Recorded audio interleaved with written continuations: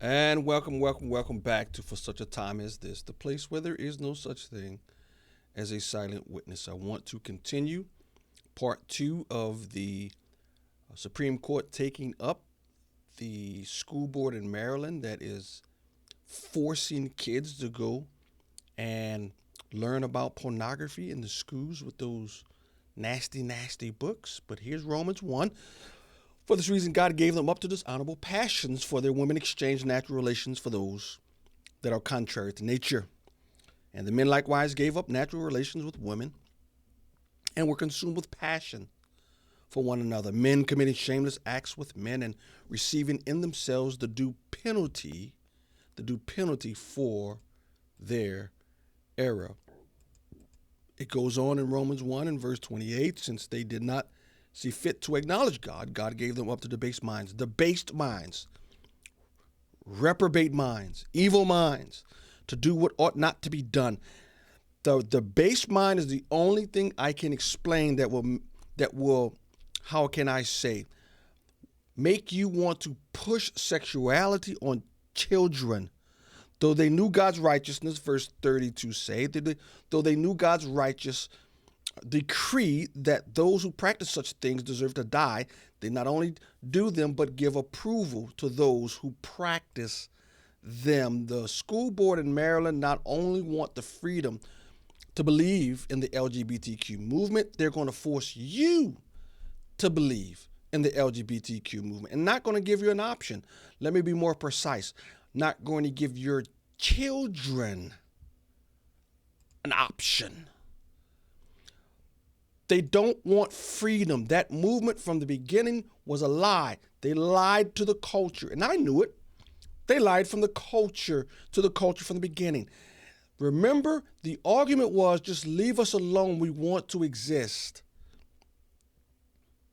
Got it. We want to live our lives without being abused. I agree. That was the mantra. We just want to be. Now, what is the mantra in 2025? No, you must comply. You must accept our belief, our way of life, our view of sexuality, and doggone it, your kids are going to learn about it whether you like it or not.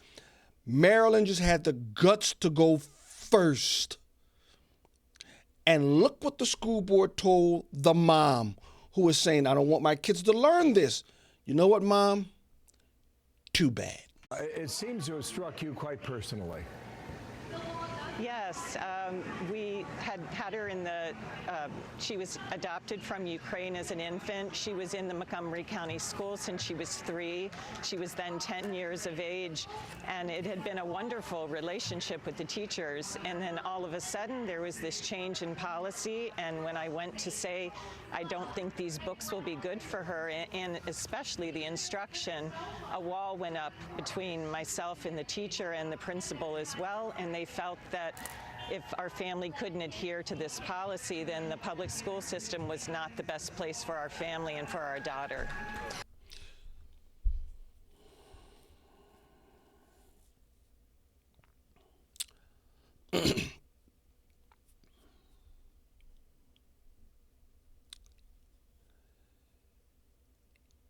If you would not adhere to the policy and letting us teach your child about sex and sexuality and homosexuality and transgenderism and bisexuality, lesbians, if that's not what you are willing to let us do, then maybe the public school is not for you. Get out.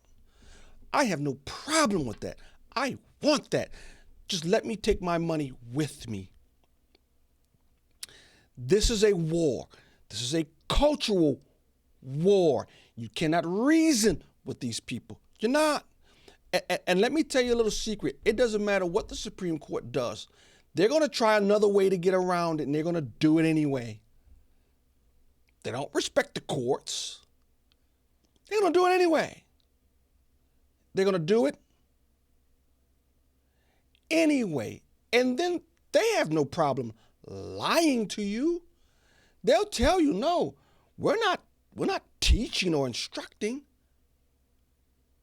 The brief from the school board says this: the storybooks themselves do not instruct about gender or sexuality. They are not textbooks. They merely introduce students to characters who are LGBTQ or have LGBTQ family members. The word merely strikes me there. And I wonder what it was like when you first saw these books and read them yourself. Yes, I did go and I did read them, and I was honestly shocked. And the part too is that it was not merely reading, it was instruction. And you can find in the court documents how the teachers and principals were instructed on how to approach the children and instruct the children with a very one-sided answer and approach to any questions that would come naturally from the children when these heavy topics are introduced. We're talking children 3 to 10 years of age. So this is it's just really unthinkable. Great. It's evil. It is unthinkable and it is evil. And those people who think it is okay to force their view of sexuality on 3-year-olds and 10-year-olds and all in between, they're evil. And I am willing to say that. I am willing to go on the record. I will read those books and defend it. We did it here in our school district, and you know what? It didn't mean anything. I'm just waiting. I'm wondering if our school district is about to yank it, because it depends on what happens with the Supreme Court and the school board out in Montgomery County in Maryland. Look, they're all going to do it.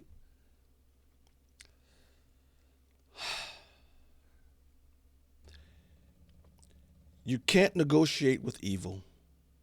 You just can't.